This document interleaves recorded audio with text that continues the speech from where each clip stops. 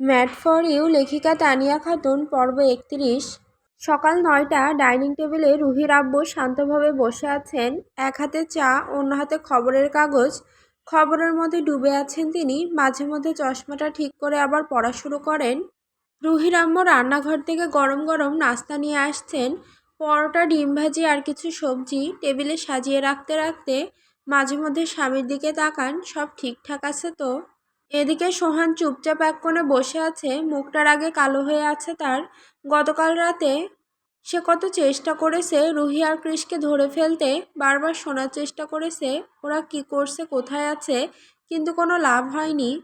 এক সময় তার মনে সন্দেহ জাগে, তাই চোখের ওপর বাঁধা রুমাল খুলে ফেলে চারদিকে তাকায়। ঘরে কেউ নেই, শুধু সে একা। ওই মুহূর্তে তার মাথায় রক্ত চড়ে যায়, মনে হয় ওরা আমাকে ফাঁকি দিল, বোকা বানালো। রাগে গরম হয়ে কিছু না বলে সে রুহির রুমে ঘুমিয়ে পড়ে, ক্লান্ত শরীরে রাগান্বিত মনে। ঘুমের মাঝে সে সিদ্ধান্ত নিয়ে ফেলে সে আর আপু রুহির সাথে কথা বলবে না। আর কৃষকে তো একদমই না, ওরা যা করেছে তারপরে তাদের সাথে কথা বলার কোনো মানে নেই। ঘুমের মাঝে রুহি এপাশ ওপাশ করার চেষ্টা করে, কিন্তু পারে না। মনে হয় যেন কারো শক্ত বন্ধনে আটকে আছে। চোখ খুলতে দেখে সে রয়েছে কৃষের বুকের ওপর। কৃষের দুহাত তাকে এমন করে জড়িয়ে আছে যেন লোহার বন্ধনেও এত দৃঢ় নেই। রুহি বুঝতে পারে তার পুরো শরীর ব্যথায় অবশ। গত রাতের প্রতিটি মুহূর্ত তার গায়ে গায়ে ছাপ রেখে গেছে। কাল রাতের প্রতিটি মুহূর্ত, প্রতিটি স্পর্শ, প্রতিটি আদর সব আবার মনের পর্দায় ভেসে ওঠে। কৃষ তাকে নতুন করে অনুভব করিয়েছিল ভালোবাসার অধিকার, দাবি আর উন্মাদনা কাকে বলে। রাতের স্মৃতি যেন তার শিরায় শিরায় বেঁচে আছে। সেসব মনে পড়তেই রুহির শরীর আবার শিহরিত হয়। সে মাথা তুলে একটু তাকায় কৃষের মুখের দিকে। ছোট শিশুর মতো শান্ত ভঙ্গিতে ঘুমোচ্ছে সে। চুল কিছুটা মুখের ওপর পড়ে আছে। রুহি আস্তে করে সরিয়ে দেয়। কাল রাতের কথা মনে পড়তেই তার মুখ গরম হয়ে ওঠে, লাল টুকটুকে গাল। রুহি কৃষের দিকে তাকালো, তার সুঠামদেহী বুক নিঃশ্বাসের সাথে ওঠানামা করছে। ওই দৃশ্যই রুহির বুকের ভেতর কেমন যেন দোলা লাগে। ছোট্ট দুষ্টুমিতে সে কৃষের বুকে আঁকিবুকি করে, তারপর লম্বা নাকটা ধরে টান দেয়। কৃষ সাথে সাথেই চোখ খুলে ফেলে, হালকা ঘুম ঘুম স্বরে বলে, সারা রাত আদর খেয়েও তৃপ্তি পাওনি, আরও চাই আমার ভালোবাসা। তার সে কথায় রুহির বুকের ধুকপুকানি আরও বেড়ে যায়। রুহির গাল দুটো তখন টমেটোর মতো লাল। কৃষ মুখটা রুহির কাছে এনে হালকা হাসলো। বাটারফ্লাই, তুমি এমন লাল টমেটো হচ্ছ কেন? টুপ করে খেয়ে ফেলতে মন চাইছে। রুহি ধাক্কা দিয়ে দূরে যেতে চাইল, চোখ মুখ লজ্জায় আরও গরম হয়ে উঠেছে। অনেক দেরি হয়ে গেছে, চলুন উঠে ফ্রেশ হই, নিচে যেতে হবে, নইলে সবাই কী ভাববে। কিন্তু কৃষ ছাড়ল না। তার দুহাত রুহির কোমরে গিয়ে আলতো করে চেপে ধরল, ঠোঁটে শয়তানি ভরা এক হাসি। কিছু ভাববে না, আমার শ্বশুরাব্বু আর শ্বশুরাম্মু জানেন সব, না হলে তুমি আর তোমার ওই শয়তান ভাই হতে। রুহি এবার পুরোপুরি ঘুরে তাকালো, ভ্রুকুচকে। আমার ভাইকে শয়তান বললেন? কৃষ নিচু হয়ে রুহির নাকে হালকা কামড় বসালো। রুহি লাফ দিয়ে সরে গেল, গাল লাল, গলা শুকিয়ে গেছে। কৃষ, হ্যাঁ শয়তানি তো, একটা ডেঞ্জারাস প্যাকেজ। তুমি আসার পর তোমার আব্বু অনেক কষ্টে নিজেকে কন্ট্রোল করে রেখেছিল, তারপর কন্ট্রোললেস হয়ে তোমার ভাইকে পৃথিবীতে এনেছিল, বুঝছো? রুহির চোখ বড় হয়ে গেল। উফ কৃষ, ওনারা আমার আব্বু আম্মু, এভাবে বলবেন না, বন্ধ করুন। কৃষ গভীর নিঃশ্বাস নিয়ে রুহির মুখ দু হাতে ধরে ফিসফিস করল, বিয়ের পর এসব লজ্জা করার কিছু নেই বাটারফ্লাই, আল্লাহর তৈরি করা স্বাভাবিক সিস্টেম এটা। লজ্জা না করে চলো লেদু, আরেকটা ম্যাচ খেলা যাক। রুহি হাঁ করে তাকিয়ে থাকলো কয়েক সেকেন্ড, তারপর চোখ সরিয়ে নিয়ে নিচু স্বরে বলল, এই না, একদম না, আজ আমরা আপনার বাড়িতে ফিরবো, অনেক কাজ আছে, এসব পরে হবে। ফ্রেশ হয়ে দুজন পাশাপাশি নিচে নামতে রুহির আব্বু হাসি মুখে তাকিয়ে বললেন, নতুন জায়গায় ঘুম হয়েছে তো বাবা? কৃষ একটু মাথা চুলকালো, মুখটা রুহির দিকে ঘুরিয়ে হালকা ফিসফিস করে বলল, না, ম্যাচ খেলতে খেলতে তো রাত কেটে গেছে। রুহি অবাক হয়ে কনুই দিয়ে আঘাত করতেই কৃষ লাফ দিয়ে সোজা হলো, তারপর জোরে জোরে বলল, মানে মানে খুব ভালোই ঘুম হয়েছে আব্বু। রুহির আব্বু তাকালেও কিছু বললেন না, শুধু অদ্ভুত হাসি মুখে খেলে গেল, যেন সবে তিনি বুঝে ফেলেছেন। কৃষ গিয়ে সোহানের পাশের চেয়ারটা টেনে বসলো। রুহিও চুপচাপ পাশে একটা চেয়ার টেনে বসলো, চোখ নিচু করে। রুহির আম্মু হাসি মুখে নাস্তার প্লেট সাজিয়ে সামনে ধরলেন, নাও, পরোটা, ডিম ভাজা, সবজি সব আছে, খেয়ে নাও। পরিবারের সকালটা বেশ উষ্ণ মনে হচ্ছিল। হঠাৎই চেয়ারটা একটা আঁচড়ে শব্দ করে পিছিয়ে গেল। সোহান দাঁড়িয়ে গেছে, চোখ দুটো লাল, মুখ গম্ভীর। আমার খিদা নাই। রুহির আম্মু বিরক্ত হয়ে বললেন, আবার কি হলো তোর? শব্দহীন নীরবতা নেমে এলো। কৃষ আর রুহি একসাথে তাকালো সোহানের দিকে। এমন আচরণের কারণ তারা সহজেই বুঝে গেল। এক মুহূর্ত তাকিয়ে থেকেই সোহান দ্রুত পায়ে উপরে নিজের ঘরে দৌড়ে চলে গেল। ধপ করে দরজা বন্ধ হয়ে গেল উপরে। ধাম। রুহির চোখে উদ্বেগ। সে মুঠো করে ওড়নার কোনা চেপে ধরল।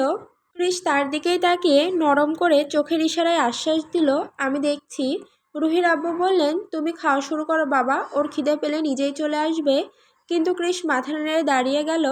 না আব্বু, কোনো সমস্যা নেই, আমি ওকে নিয়ে আসছি। রুহির আব্বু অনুমতি দিলেন, ঠিক আছে বাবা, গিয়ে দেখো। রুহি চোখে বলল, সাবধানে কথা বলবেন। কৃষের মুখে একটুখানি হাসি ফুটে উঠল। সে ধীরে ধীরে সিঁড়ি বেয়ে উপরে উঠতে লাগলো। কৃষ ধীরে ধীরে দরজা খুলে ভেতরে ঢুকলো। সোহানের চোখ তখনও আড়াল থেকে তাকিয়ে আছে, কিন্তু পুরো শরীরটা সামান্য আগলানো, যেন কৌতূহল আর হালকা অভিমান একসাথে জমে আছে। কৃষ একপাশে দাঁড়িয়ে হালকা করে হাসলো, পকেটে হাত ঢুকিয়ে নিঃশব্দে সোহানের পাশে গিয়ে দাঁড়ালো। সোহান চুপচাপ কৃষকে দেখলো, কিন্তু মুখ ঘুরিয়ে নিল। চোখে ভেতরের রাগ আর আগ্রহ সব মিলেমিশে। কৃষ ধীরে ধীরে হাসি মিলিয়ে বলে, আচ্ছা শালাবাবু, যদি তোমায় একটা ছোট প্রিন্সেস মামু বলে ডাকে কেমন লাগবে?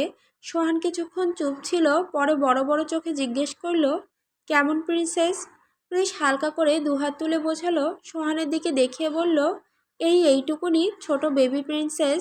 সোহান চোখে উজ্জ্বলতা, হাসি মিশিয়ে বলল, বাচ্চা আমি খুব পছন্দ করি। তাহলে এই ছোট বেবি প্রিন্সেস তুমি আমাকে দিতে পারবে? কৃষ সরল হেসে বলল, হ্যাঁ আমি দেব। তুমি ওর মামু হবে। সোহানের চোখ উজ্জ্বল হয়ে উঠল। সত্যি? কবে? কৃষ হালকা হাত নেড়ে বলল, খুব শীঘ্রই পাওয়া যাবে। সোহান উচ্ছ্বাসে হাত তুলে বলল, ডিল? কৃষ হাত বাড়িয়ে বলল, ডিল। হাতের মিলনে দুজনের মুখে হালকা উত্তেজনার মিশ্রণ। কৃষ দুই হাতে দুটো লাগেজ নিয়ে বাইরে বেরোলো। তার পেছনে রুহি এবং বাকিরা ধীরে ধীরে এগোচ্ছে। গেটের কাছে একটি গাড়ি দাঁড়িয়ে আছে। রুহির আব্বু একটু হাসি মুখে বললেন, আর কটা দিন থাকলে হতো না? রুহি চোখের নিচু করে উত্তর দিল, না আব্বু, অনেক কাজ আছে, এখন থাকলে হবে না। কৃষ হালকা ঝুঁকে রুহির কানের কাছে গিয়ে ফিসফিস করে বলল, তুমি কি প্রসেসিংয়ের কথা বলছো? রুহি চোখ বড় করে কৃষের দিকে তাকালো। সোহান উচ্ছ্বাসে বলল, জিজু, আমার কিন্তু দ্রুত বেবি প্রিন্সেস লাগবে। কৃষ হাত উঁচু করে বলল, হ্যাঁ একদম শালাবাবু। রুহির আম্মু সতর্ক হয়ে বললেন, সাবধানে থাকবে দুজন, এখানে ঘুরে যাবে মাঝে মাঝে। রুহি মাথা নেড়ে বলল, আচ্ছা আম্মু। কৃষও বলল, আপনারাও সাবধানে থাকবেন, আমরা আসছি। দুজনে গাড়িতে পাশাপাশি সিটে বসলো। কৃষ গাড়ির দরজা বন্ধ করলো। রুহি পাশে বসে চোখে ঝিলিক মিশিয়ে তাকালো। রুহির আব্বু আম্মু এবং সোহান সবাই হাত নেড়ে বিদায় জানালো। গাড়ি ধীরে ধীরে রাস্তার দিকে এগোলো। গাড়িটা ধীর গতিতে এসে খান ম্যানশনের সামনে থামে। দরজা খুলে নামতেই ঠান্ডা বাতাসে রুহির চুল এলোমেলো হয়ে যায়। রুহি হালকা হাসি দিয়ে বলে, চলেন ভেতরে। ভেতরে ঢুকতেই সোফায় বসে থাকা রফিক হাসানকে কৃষ দেখতে পায়। অবাক হয়ে থেমে যায় সে। এই যে, আপনি এখানে কি করছেন? রুহি গম্ভীর ভঙ্গিতে বলে, আমি ডেকেছি ওনাকে। রফিক হাসান উঠে দাঁড়িয়ে এগিয়ে আসে রুহির দিকে হাত বাড়িয়ে। রফিক হাসান, হ্যালো মিসেস খান। রুহি হাত মেলাতে যাবে, তার আগেই কৃষ নিজের হাত বাড়িয়ে দিয়ে বলে, হ্যালো হ্যালো। কৃষের আচরণ দেখে রফিক হাসান মুচকি হেসে ফেলে। রুহি সবাইকে বসতে বলে। তারা তিনজন সোফায় বসেই রফিক হাসান কথা বলা শুরু করেন, অ্যাপ্লিকেশন ফর্ম আমি ফিল আপ করে দিয়েছি। এখন ওনাকে আগে পড়াশোনা সম্পূর্ণ করতে হবে, এরপর ট্রেনিং নেবেন, আর তারপর পুলিশ রিক্রুটমেন্টের পরীক্ষা দেবেন। কৃষ হেসে বলে, কাকে পুলিশ বানানোর প্রস্তুতি চলছে? রুহি চওড়া হাসি দিয়ে, আপনাকে। কি? কৃষ চমকে উঠে দাঁড়িয়ে পড়ে। রুহি উঠে গিয়ে আবার তাকে টেনে বসিয়ে দেয়। আপনি আবার পড়াশোনা শুরু করবেন, আপনাকে একজন টিউটর দেওয়া হবে, আর ট্রেনিংয়ের ব্যাপারটা রফিক স্যার সামলাবেন। তাই তো স্যার। অবশ্যই, সেই কারণেই আজ এখানে এসেছি। সব দিক দিয়ে পারফেক্ট আপনি, শুধু কিছু পড়াশোনা আর ট্রেনিং, তারপরই হয়ে যাবে। কৃষ, এটা ঠিক হচ্ছে না বাটারফ্লাই, এসব আমার দ্বারা হবে না, আমি কিন্তু রেগে যাচ্ছি। রুহি ঠোঁট বাঁকিয়ে বলে, আপনার রাগের গোষ্ঠীর খেতায় আগুন। রফিক হাসান উঠে দাঁড়ায়, তাহলে কথা রইল, আজ চলি, কাল থেকে শুরু হবে সব। রফিক চলে যেতেই কৃষ রাগ চেপে বলে, এভাবে করলে কিন্তু আমি বাড়ি দিয়ে চলে যাব। রুহি সিঁড়ি বেয়ে উপরে উঠতে উঠতে ফিরে তাকে মিষ্টি গলায় বলে, গুড বাই মিস্টার খান, রাতেও আসবেন না? আমার কথা না শুনলে রাতে শুতে নেব না। রুহি উপরে উঠেই ঘরের দরজা ঠাস করে বন্ধ করে দিল। নিচে দাঁড়িয়ে কৃষ হালকা বিরক্ত মুখে আকাশের দিকে তাকিয়ে ফিসফিস করে, হাই আল্লাহ, কি চিজ বানিয়েছো তুমি? আমি কি দেখে এই লেদা মার্কা মেয়েকে বিয়ে করেছিলাম? না না, সেই লেদা মার্কা এখন পুরো শিয়ানা মার্কা হয়ে গেছে। সে মাথা চুলকে সোফায় ধপ করে বসে পড়ে।